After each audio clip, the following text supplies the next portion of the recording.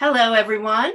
It's nice to see everybody. Thank you for joining us today for our last session of Venable's Legal Guide to NFTs, the Metaverse, and the Web3 webinar series. Thanks in particular for those of you who've joined us for all three. I recognize your stamina. In today's session, we will discuss how to stay legally compliant while running sweepstakes, contests, and other types of prize promotions, as well as what's going on in advertising and consumer protection generally. My name is Melissa Steinman, and I am a partner in Venable's advertising team, and I'm joined today by Ellen Burge. Today's session is eligible for CLE credit.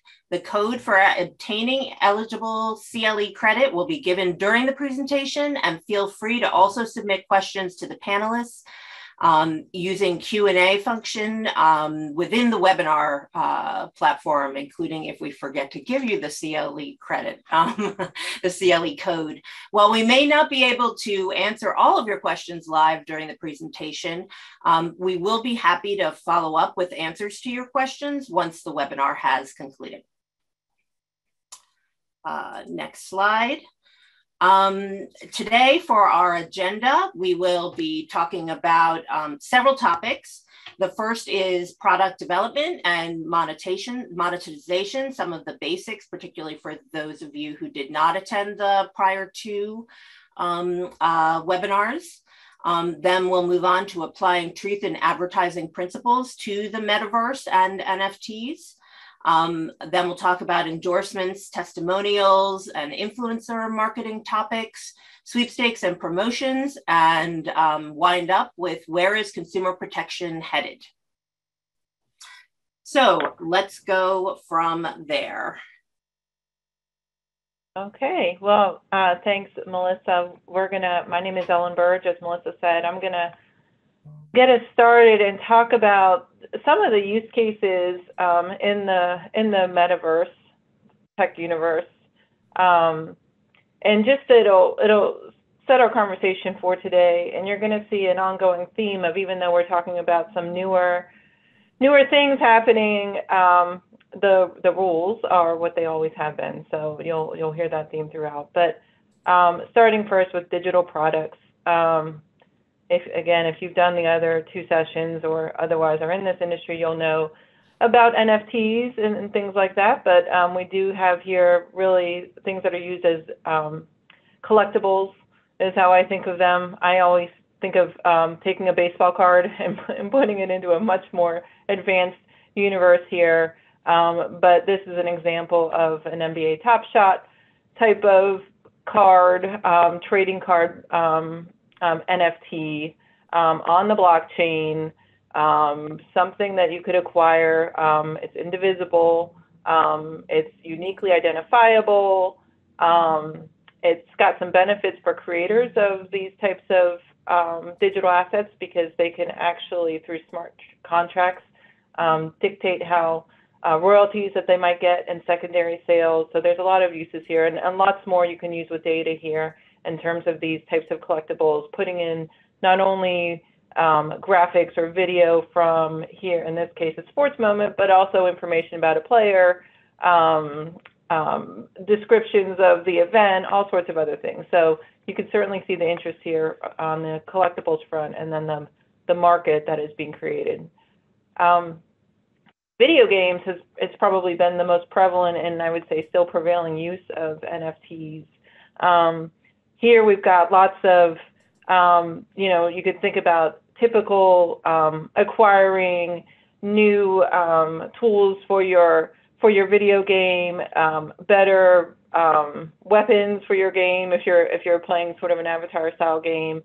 A lot of these platforms have their own in-game currency, so there's a lot of buying and selling occurring, a lot of opportunities to earn items. I'm sure you've heard now this concept of loot boxes and having your chance at maybe acquiring, either with fiat currency or cryptocurrency or an in-game currency, some collection of digital goods that you can use in your games. But it's clearly big business, and our next slide here just shows a little bit of that. this is just a graphic of the digital revenue that we've seen. A little bit older now, but you can see just the increase of in-game content that has been on the rise across the world in the U.S. So it's definitely a trending in the direction of more and more of these types of platforms and programs being developed. But you can take this out of the video game context and move it into maybe something that's at least something that I think I would like a little bit more, but fashion and other types of virtual environments. We've got here an example of the a collaboration between Roblox and Gucci. You could see there's a graphic on the right that is sort of an image of a a fashion model, and on the bottom you've got kind of like the virtual mimicking of this fashion. But these are really popular. Explore a world with an avatar, acquire digital versions of real world goods. This stuff actually is also often bought with some sort of proprietary cryptocurrency. Translating to US dollars can be quite a good deal of money. But there's some strong attraction in this space. There's a lot of revenue being generated for brands that are exploring this. And not only are they benefiting from just the sales of these products, potentially these digital goods, but also just gauging appeal for something before the real good hits the market place. They can track sort of who's using this type of environment and really just kind of get some good market research data there. So another use case we're seeing are fractional ownerships and investments. So we've got some newer metaverse companies out there that are finding like higher appeal, big ticket, high value items, and actually offering people a chance to sort of own a small piece of a big pie, really. So, and potentially if there's an asset here that could be sold for quite a bit of money, there is some perhaps profitability or, in there for you, even if you own just a small piece of it. So here we're running into securities regulations and those types of things, which I believe we've covered a little bit already earlier in the week, but this is one of our use cases here. And some of these platforms are selling quite a bit of high dollar things there. A little bit more on the group buying and shared ownership. We're seeing other brands exploring this space. The luxury brands are going, high value again. You could have a chance perhaps to have ownership of something that is very valuable, treated as an investment, sharing that a little bit. But we're also seeing maybe some other brands trying out group buying, people coming together, pooling together to purchase a digital good. And again, this is also not only just monetization, but brand research, market research, those types of things. So with that, just a little bit of setup there. We should start to talk about truth in advertising principles and whether the metaverse is really all that different than real life. And I think Melissa will tell you that no, it is not. So Melissa, why don't you take it from here? Sure. One of the things I'm sure will shock you is to hear that I've been around the block a few times. And in fact, my career sort of coincided with the start of what consumers dealing with the internet, dealings with the internet would probably be just about. And so we've sort of seen the consumer protection agencies, if you will, the FTC, the state attorneys general, and then later on the CFPB, other agencies who regularly regulate how consumers interact with the world, look at how the laws should apply to the virtual world, however we might think about it at a given point in time. So first the internet, then social media, then mobile commerce, and now we're looking at the virtual world, the metaverse, Web3 commerce, and NFTs. And one of the things that has consistently been the case is that while certain laws have had to, bend a bit, there have been some unique regulations to take account of the specific tech. In the most part, particularly when it comes to consumer protection, the same laws have applied every time. And that is, again, it looks to be the case that is going to be true when it comes to, the next big thing, which of course is this virtual world that is the metaverse, and all the ways that we interact with it, whether it's buying and selling things with cryptocurrency, whether it's buying virtual goods in the form of NFTs and other types of virtual goods. And I think we'll continue to see that spin out. It's just that, Web3 commerce is this more decentralized version of doing business, and you have to take account of, how that works in order to successfully regulate that. And what we're seeing now is seeing the agencies, perhaps some new agencies, the SEC, as we'll talk about, is getting involved to some extent, figure out how precisely that should apply. But it's still, to a large extent, the same laws, which have always been sort of very broad and flexible laws, particularly with the FTC, that are then, the agency provides guidance to explain and updates it to explain how those laws should apply in specific contexts. So we'll talk about that now in this next section. So that answers sort of the question of, is the metaverse all that different from real life? Well, in the 2000s and onward, we saw Second Life, which was really a virtual universe. It was a metaverse, only it wasn't decentralized in the way that now the metaverse, as we think about it now, is the Web 3. It was Web 2.0. And really, we don't really have the metaverse as, I think, a Facebook envisions it, or most of us are being asked to envision it yet. We have something more like a Web 2.5, if you will. Most of us aren't really in virtual reality yet. Maybe we're using augmented reality, but mostly not. So let's take it from there. To just a refresher on the three elements of deception, which is really what we need to be thinking about now and staying away from. There must be a representation, an omission, or a practice that is likely to mislead the customer. You examine it from the perspective of a consumer acting reasonably under the circumstances. And then, of course, that representation or omission or practice must be a material one. So looking at whether it affects the consumer's conduct or decision with regard to a product or service. If it does, it's material. And of course, you also want to look at things like, are any claims you make substantiated? Are they, if they're factual, are they backed up with evidence? Or are they puffing? And all the traditional consumer protection claims type things that you always look at with advertising. So next slide, when we look at what's deceptive or misleading in the metaverse, there are certain things that will become particularly important.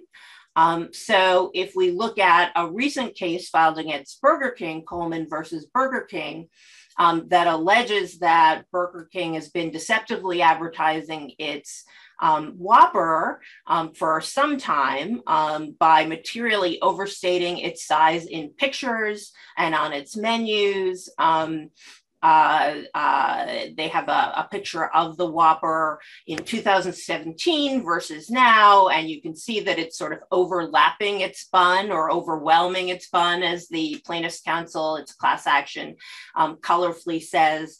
They say that these pictures or these images are misleading. And the class action includes claims for violations of the consumer protection laws, breach of contract, negligent misrepresentation, and unjust enrichment. And these are the types of claims that may become particularly important when we're talking about the metaverse, where images become particularly important, because people, of course, can't look at things in real life. You know, the other interesting thing is going to be how, of course, do you make disclosures in this sort of 3D format or this virtual format? So that's going to be another thing we'll discuss in a little while. Britain's ASA had actually looked at this already. This is a class action. We don't have a finding, but the complaint references an ASA finding from Britain's self-regulator where they already found that the visuals in the ad were likely to mislead the public. There's also a funny review where one guy says, "I thought you were the king, but right now you're not even the prince, you're maybe the court jester." So these are the types of claims we may see. There's an older case from the NAD against Kimberly Clark on the next slide that's discussed, where a competitor had challenged packaging photos as misleading, where they alleged that, you know, Kimberly Clark had altered the photos to show Depends undergarments as less wrinkly and less bulky than they were. And there was a discussion by NAD there of, you know, what you can do in terms of sort of styling products to you know, make them look more appealing, and what's misleading, and sort of came down to, well, you know, you can photograph them to make them more appealing.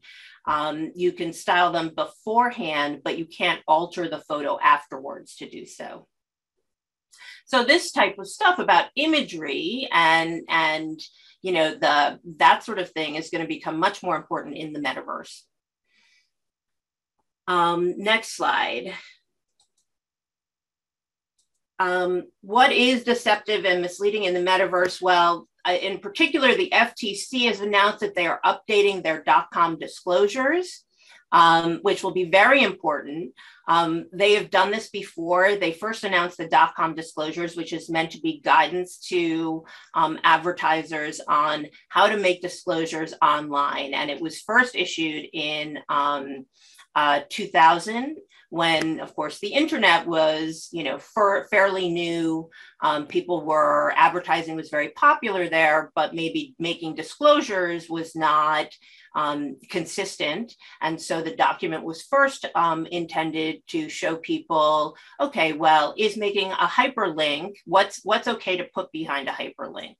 How do you make disclosures? You know, it was made very clear that things need to be optimized for mobile advertising, that sort of thing.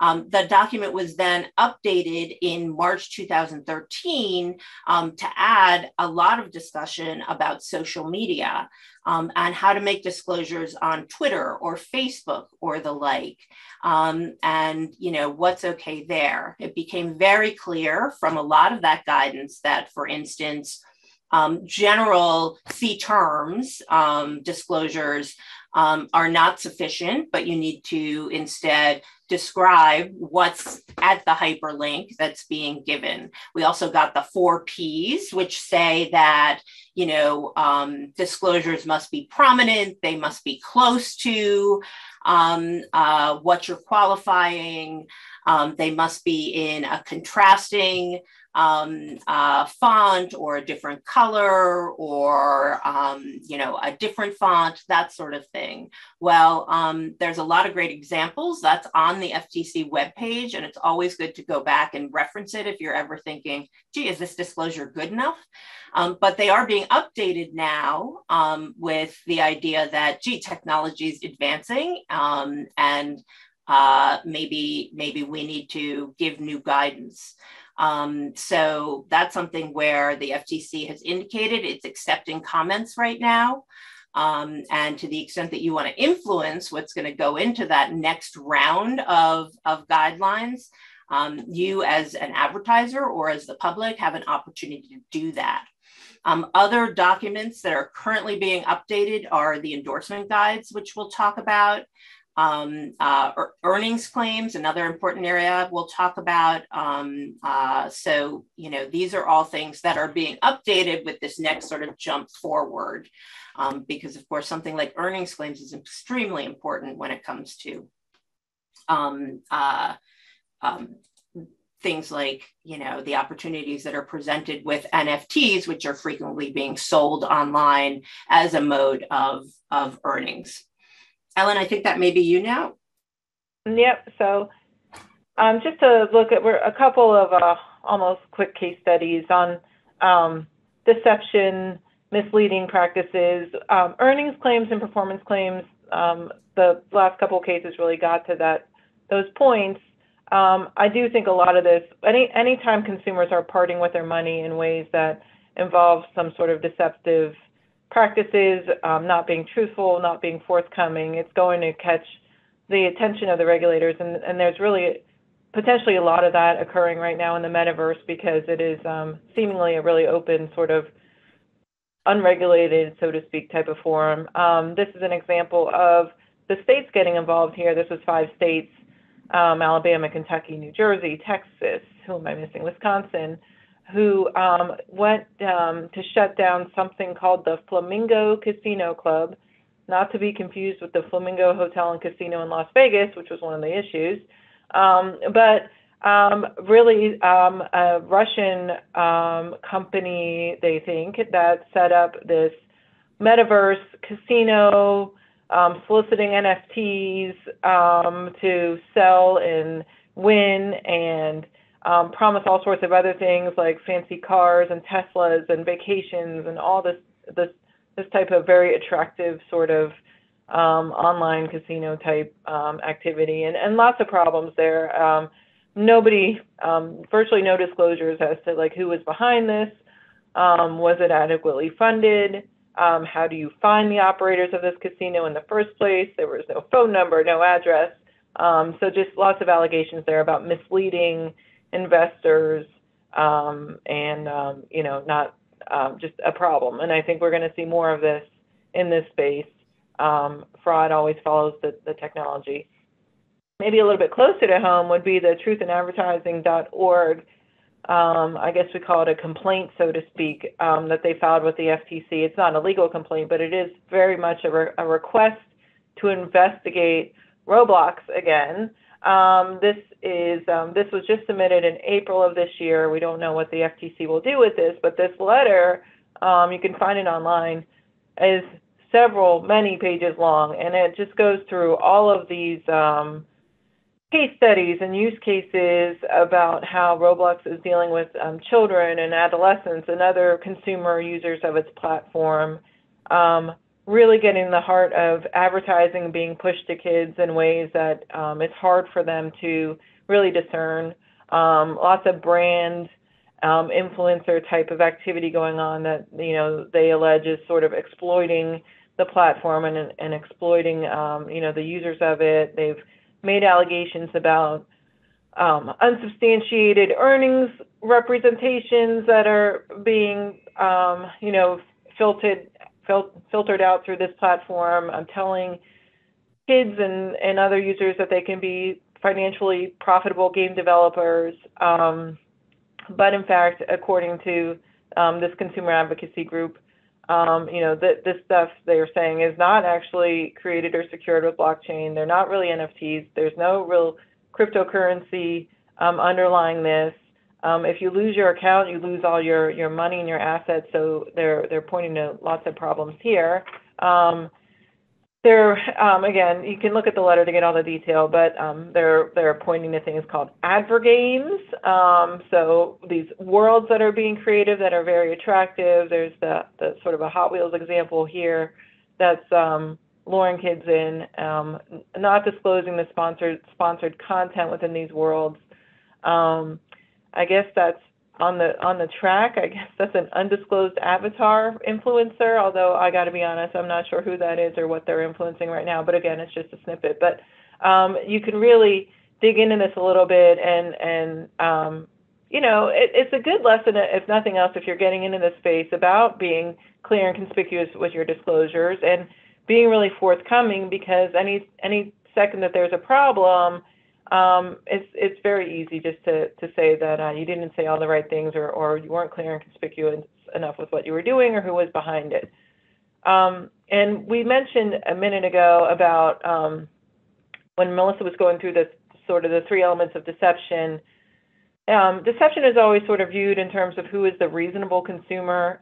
That's a pretty low bar. And in this space, you have to look at who are our consumer protection regulators protecting. And these are just some quotes from articles in the FTC, but you can see here how they're viewing the audience base for the metaverse right now. That Truth in Advertising Network saying it's children and adolescents with the inability to distinguish organic content from marketing. Those who are unfamiliar with how digital assets are actually working. That's probably a lot of people actually getting into this.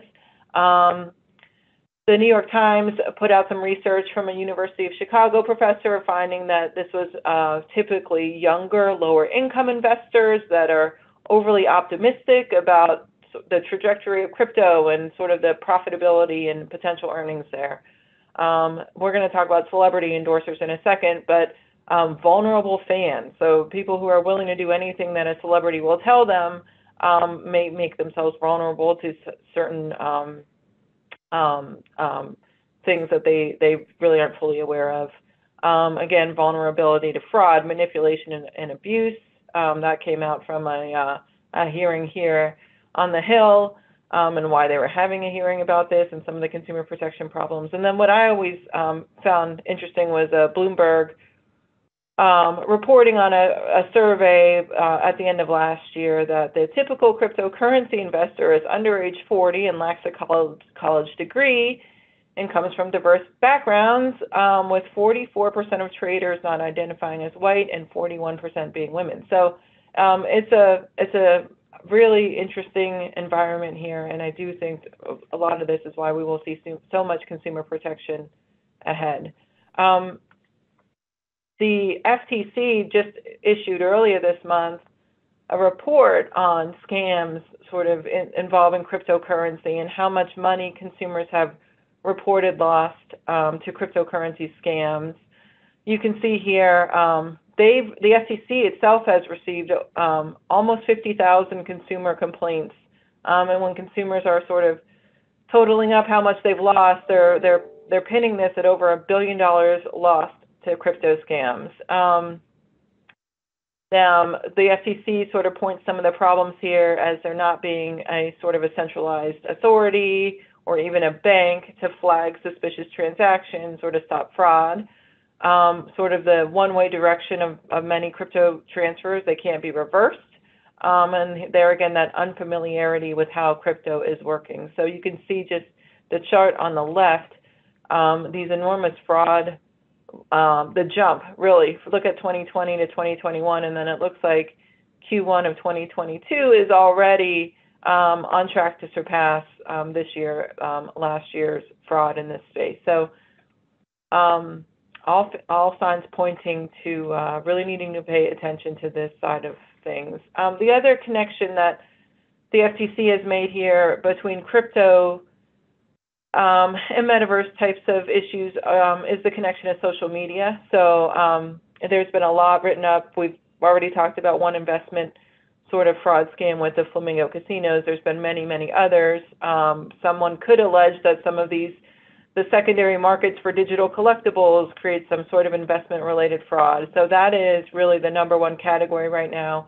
We've also seen a lot of issues with romance scams, business imposters, government imposters. So you can see where this is creeping in, and really need to be careful, even as a legitimate business operating in this space, paying attention to who you're working with and what they're doing, because there are plenty of examples and case studies of sort of almost like third-party liability or liability for assisting and facilitating a scam that you didn't intentionally mean to, but maybe you ignored the signs of it. So just really being aware of this environment as you're working in this space is going to be critical. So one more here. Melissa, why don't you talk about rug pulls?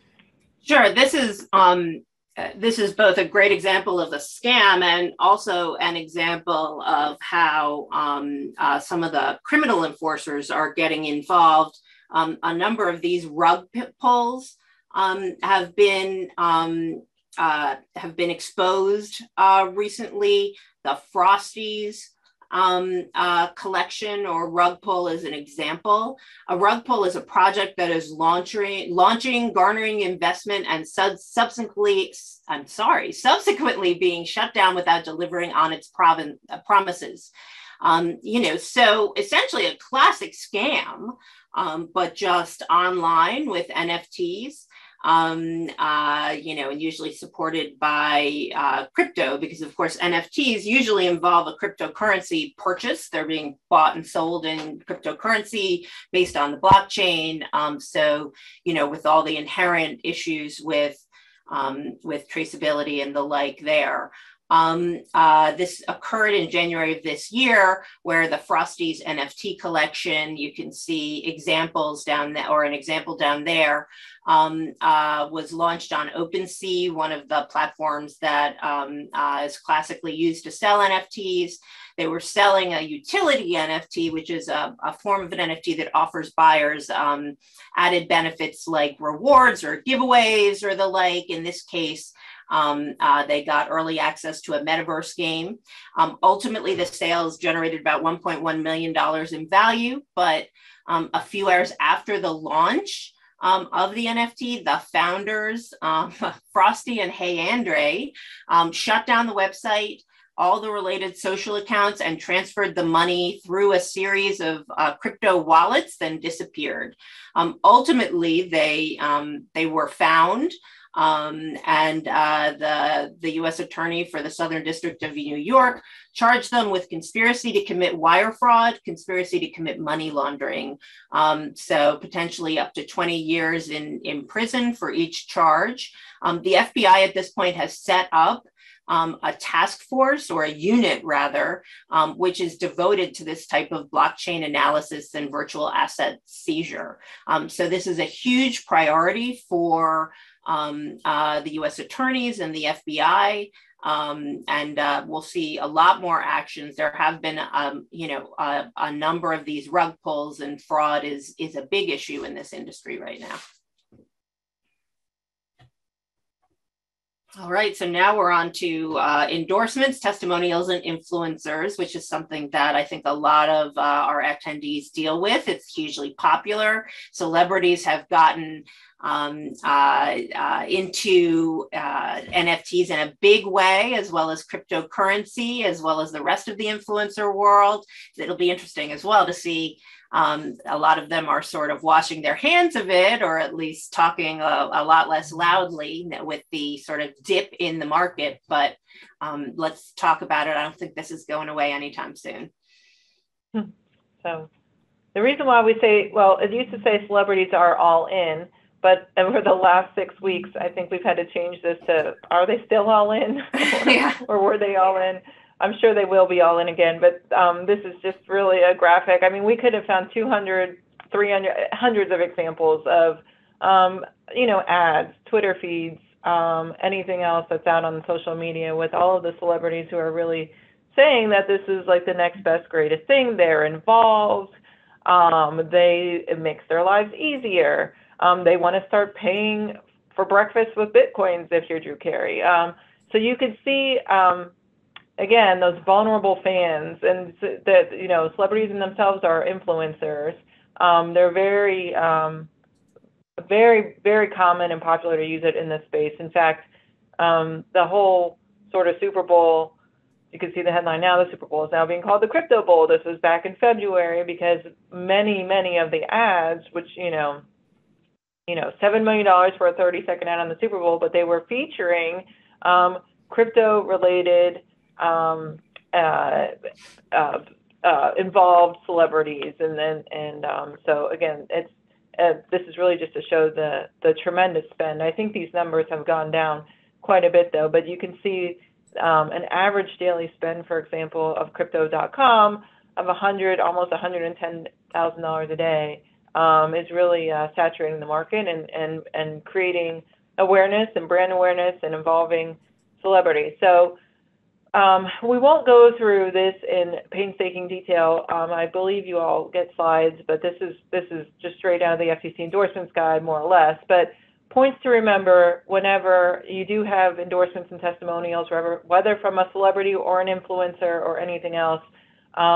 The one I'm going to go to right at the bottom is that you can really only use their testimony or their endorsement for as long as they continue to subscribe to the views presented in the endorsement. So that's always hard to track, because if you get an influencer signed up to do your promotion for a while and they start to have changed feelings or maybe regret leading people into investments that weren't really maybe great after all, do they still share those views? Can you still use their branding and use their voice to your program? But a lot of this is about making disclosures, as you would expect. There's lots in the testimonials guide, the existing one now. We'll talk about a future update to that in a little bit, but there are FAQs. You can read them. Of course, like, look at the first two answers to these questions here, and it always starts with "it depends." But we probably better to opt to err on the side of caution, because it is really hard to tell these days whether somebody is promoting something just because, like, is Drew Coyne wanting to pay for breakfast with Bitcoin as a joke, or is he actually being paid by Bitcoin or paid for by a crypto company to say this type of stuff? So we would say err on the side of caution. And Melissa, why don't we go into some pitfalls real quick? Sure. In terms of the pitfalls, typically, often these influencers are being paid. They'll fail to mention their financial ties. They may receive payment. They may receive coin. They may have an ownership interest in the company. Increasingly, we see equity deals for some of these celebrities, and those must be disclosed as well. They may have a close personal relationship that such that it must be disclosed. In addition, the failure to disclose can cause an online backlash to the extent it's later revealed. Also, the SEC has gotten involved. Probably the most famous case here is the case involving Floyd Mayweather and DJ Khaled, who failed to disclose payments they received for promoting ICO issuers, including Centratech. And ultimately, Mayweather was saying things like, "Oh, Centra's ICO starts in a few hours, get yours before they sell out, I got mine," or various other things on Twitter or social media.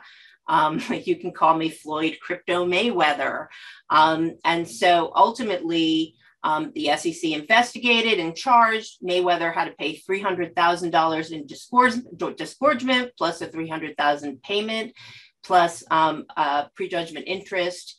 These are the types of, SEC has also charged Ryan Felton and rapper, who's a film producer, and rapper Clifford Harris. There have also been class actions. Mayweather was sued in a class action along with Kim Kardashian and former basketball player Paul Pierce for allegedly participating in a pump and dump scheme promoting Ethereum Max or EMAX tokens, which then raised the price. And then they sold all of theirs, which lowered the price. So this is known as a pump and dump scheme. This is all according to the complaint, alleged in the complaint. So this type of scheme was, they did not disclose. I think the only one who did disclose was Kim Kardashian, who made a small hashtag ad disclosure in the bottom right of her post, which we could debate whether that was clear and conspicuous. I think the FTC may disagree. But so this class action is an example of another possible result of a problematic failure to disclose or failure to disclose in a clear and conspicuous way. Okay, so in terms of what we're seeing on the next slide, this is kind of the next wave when it comes to influencers promoting NFTs, crypto, the metaverse. You're online, you're in AR, you're in virtual reality. What do you use? You use a virtual influencer. So you have these CGI influencers who've become popular. We've seen them online since about 2018. Lil Miquela, or now just Miquela, is probably the best known one. But we've got newer avatars now, like Prada has Candy, or Ukes has Daisy, who are being introduced to promote a specific brand on multiple platforms. This is a huge industry. And the advantage is they're cheap. Comparatively, they'll do whatever you want to do. The ideal spokespeople, but they're not real. So the question has become, what do you do in terms of disclosures? Do people understand they're not real? The FTC update, the proposed update to the Endorsements Guides, has proposed to specifically expand the definition of influencers to include these virtual influencers. So this is something that growing industry looks like they will. There's always been speculation about how do you disclose? Do you have to disclose? Looks like the answer is going to be yes, according to the FTC. These guides tend to make explicit what the FTC is already thinking. So something to keep in mind. So we're going to switch to gaming next, but I do realize we need to give a CLE code real quick. So for your CLE code for this is advertising 2022. Advertising 2022. All right, so. All right, moving on to NFTs and sweepstakes and gaming law. When we talk about what the legal framework is when you're giving away an NFT or something in conjunction with the purchase of an NFT, because this is happening more and more, not an unexpected thing, but there are some interesting issues when you do it. Of course, the basic legal framework is you have to worry about things like the federal and state gambling and lottery laws, the state laws regulating sweepstakes, and what disclosures should be made in conjunction with sweepstakes when sweepstakes are legal as an exception to the gambling and lottery laws, the Unlawful Internet Gambling and Enforcement Act, the Wire Act, and the Civil Racketeering. I'm going to just say RICO for now, but the civil RICO is sometimes used to prosecute illegal gambling. So you want to make sure you're not triggering any of these laws.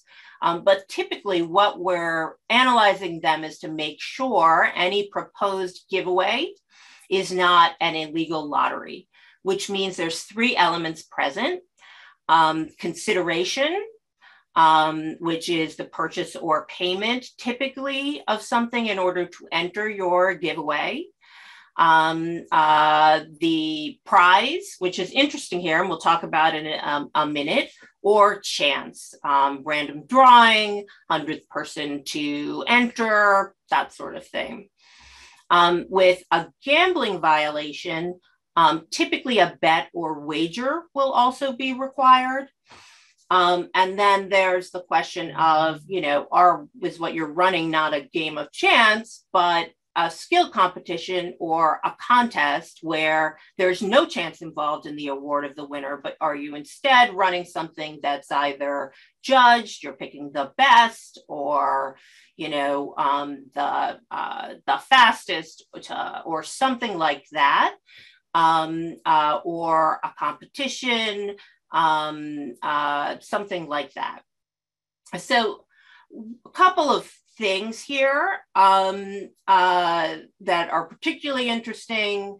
One of the issues that's coming up here is, are NFTs a thing of value? Which we'll talk about a little bit, particularly NFTs typically, when you mint them, do not necessarily have any assigned value. It's really when they're sold in a secondary market that they acquire any value. Before that, really any value they have is speculative. And so that presents an interesting issue, both in terms of valuation, in terms of making the disclosure of approximate value that's required in any sweepstakes set of rules under state law, and in terms of evaluating whether something may be a lottery under the state lottery laws. So that's been a particularly interesting issue.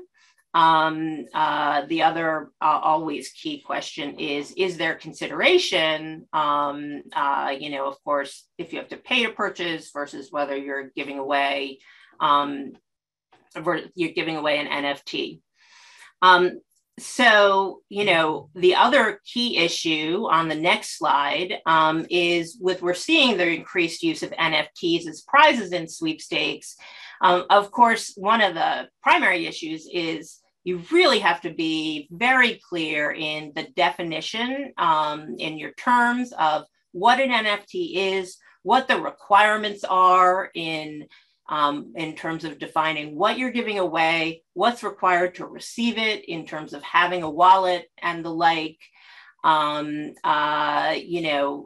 a requirement to purchase the NFT is consideration, but what are you requiring, and are there any costs involved in actually being able to receive that prize? To the extent that there are, then there might be post consideration. Typically, opening a wallet is free. So it isn't, but you just need to make sure that there aren't any buried costs in there. To the extent that there are energy costs or the like, you do want to make an analysis. Another interesting issue in terms of if you do decide to assign value, say you are giving away something that you purchased, an NFT that you purchased that's already out in the market, and that value may go up and down. How do you define that value? Do you define it as of a certain date? What disclosures do you make to make it clear that the value may go up and down? To the extent you're actually giving away cryptocurrency as a prize, how do you define that? And again, make it clear that the value may increase or decrease. So these are all issues that you need to address in writing your rules and making your disclosures. We have seen one case so far in the sweepstakes, in the crypto and NFT area. It's a class action. Coinbase was sued in California. In that case, the plaintiff's counsel filed under California unfair competition law, and also filed unjust enrichment and lottery claims. The sweepstakes entrants there had to buy or sell $100 worth of Dogecoin in order to enter the sweepstakes. And AMOE was provided, but the plaintiffs there claimed that the email and website advertising prevented the users from easily finding the AMOE. And that the sweepstakes ads were intentionally false, misleading, and in violation of California law. So at this point, that case was actually briefed, first of all, on arbitration issues. There was a move to send to arbitration. There was actually contradiction between the sweepstakes rules and arbitration clause and the sweepstakes rules and in the terms of use on the website, which was sort of interesting. Consider whether there's a contradiction there. But on a decision on a motion to dismiss there, the court actually determined there was no illegal lottery because there was an AMOE, but there could be a violation of the unfair competition laws because it was misleading. So that's currently being briefed. You do, of course, have to consider intellectual property issues. We'll continue to see, we're seeing lots and lots of cases involving NFT prizes, cryptocurrency, and the like. So we may continue to see more cases here. Another issue on the next slide, and I don't want to bog down here, is the issue of skins betting and loot boxes and NFTs. The loot boxes and skins betting issue, it existed even before there were NFTs. But the interesting thing is, like, how does the case law there apply to an NFT where you don't know what you're getting? Increasingly, we have these exchanges where, as Ellen mentioned, you may be getting an NFT that looks like a trading card, or where you may be getting an NFT where not everything is identified, where there's a utility buried, as well as the intellectual property that's sort of buried in the smart contract that's the NFT. Will this add chance to what would otherwise be, a cut and dried sort of NFT? There is sort of loot box law out there and cases that are ongoing against companies like Apple and Google and Valve that sort of rest on the idea that, gee, there's no set value to a loot box, or that a loot box may be okay if there's no set value to it, as one of the findings. So, if the NFT has no set value to it, will it also be okay? Or is there gambling inherent in some NFT where you don't have every element clearly defined at the time of purchase? So there's some interesting issues that may develop as sort of the different concepts of NFTs develop and what you get in them. And there may be some gambling issues that come up there. Next slide. Do you want to go to charitable promotions, Melissa? That's great. Charitable promotions are another area where we're seeing NFTs used and given away. The things to keep in mind with charitable promotions are that, there are many state laws involved here. You can try to set yourself up as a foundation, or you can work with a charity to execute it. But regardless, there are going to be things like registration requirements for what goes in the contract for the charity, including potentially accounting requirements. You'll want to make sure that you have all the relevant trademarks, that you've licensed all the trademarks you need from the charity. You will need a written contract, probably goes without saying. And additionally, there are going to be requirements with regard to the disclosures you make in the advertising, like what's going to the charity. Is there a minimum and a maximum? Start and end dates, things like that.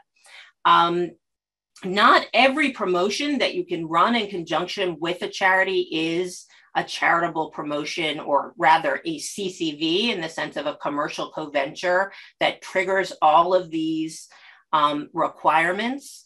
However, it's a complicated question. And so you do want to make sure that you're fully addressing it. And regardless, you really want to have some sort of contract and some sort of license, and obviously consent from the charity. The fact that you're just giving away, of course they want money, charities always want money, isn't really enough to just, go and use their name, use their trademarks when you make a donation. So it's important to think this out ahead. An example of an NFT promotion that we've seen recently is this Campbell's promotion that happened not too long ago on the next slide, where in celebration of a new label design, Campbell's dropped a limited edition collection of NFTs in collaboration with street artist Sophia Chang.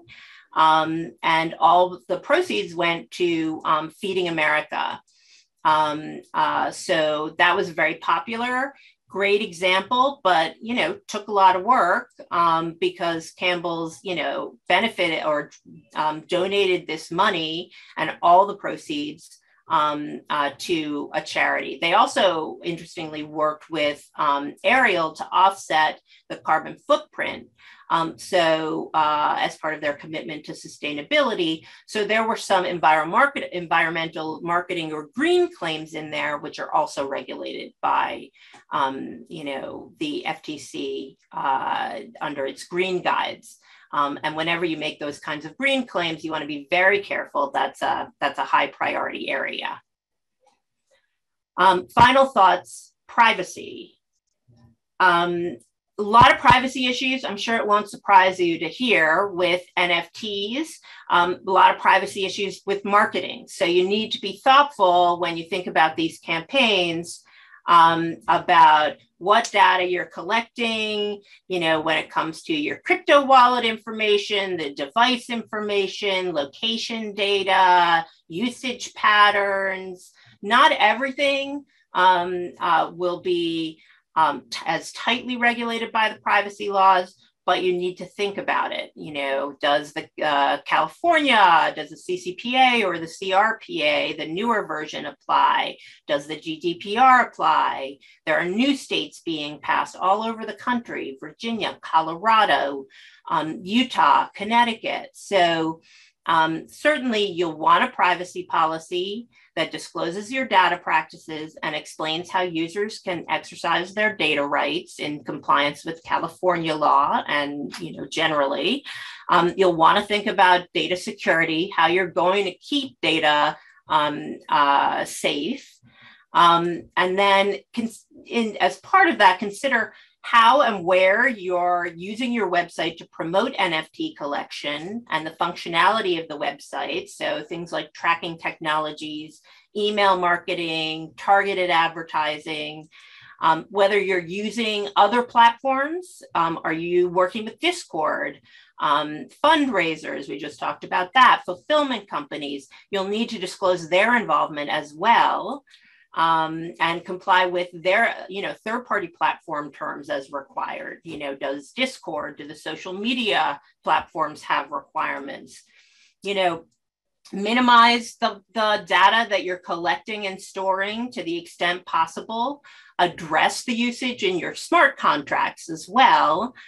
But note that data appended to the public blockchain is not personal information, is the good news, and is exempt from the access and deletion requirements under the CCPA.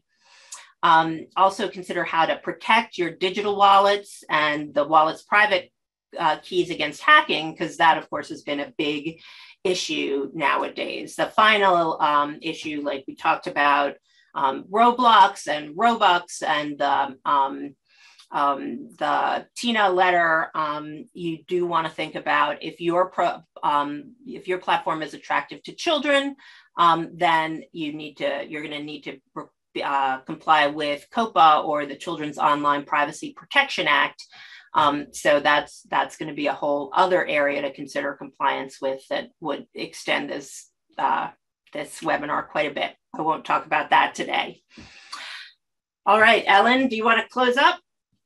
Yeah, we're at the top of the hour, but let me take 30 seconds just to cover a few things, really on the law enforcement side, and think about a Federal Trade Commission or a state regulator, perhaps the CFTC, if they actually come through and get their authority to regulate the crypto industry as recently proposed. But, we deal with a lot of law enforcement investigations, and the FTC has rules and guides, and if you're involved in this space and you're generating complaints, things are going wrong, you really need to think ahead to what an investigation a request might look like. And so the FTC is going to, they're going to move all of their normal law enforcement over into this world. They're going to ask you what you've done to comply. They're going to want to know what you've talked about to comply. So to the extent that you needed to make disclosures, did you have conversations about whether or not to make disclosures and decide not to for some reason? So really staying on top of all of what you need to do, making sure you're acting in accordance with the latest of the rules and guidance. The FTC is updating their endorsements guide. This is going to impact the endorser disclosures and those types of things here.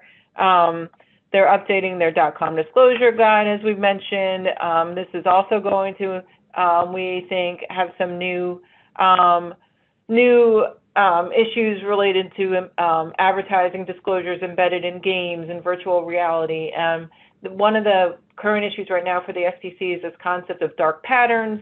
We're doing a webinar on dark patterns next month in July, so you should sign up and get some more detail on this dark patterns concept. But it really is just sort of a way to design a user experience or user interface, something in the digital world that might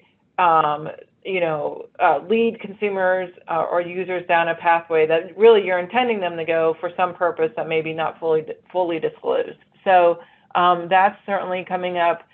We mentioned a lot on the earnings, the investment types of schemes going on, and even scams in some cases. So the FTC is now looking to have new rules that will give them stronger law enforcement authority, stronger authority to seek monetary relief and civil penalties for earnings claims that might be implied, if not directly stated. And all of this could be translated into some of these issues that we're seeing in the metaverse on some of these sort of even secondary market sales or whatever else is going on that suggests to people that participating in this somehow might be profitable. So, and then of course we've got the Hill looking at this. So there were hearings in December on the cryptocurrency, maybe a little bit of a push here to look more closely at the metaverse, but this is really an area that's here to stay and something to watch. So that is it for today, in the interest of wrapping up just a minute or two late. So thank you all for joining us, and see you soon. Thanks, everyone.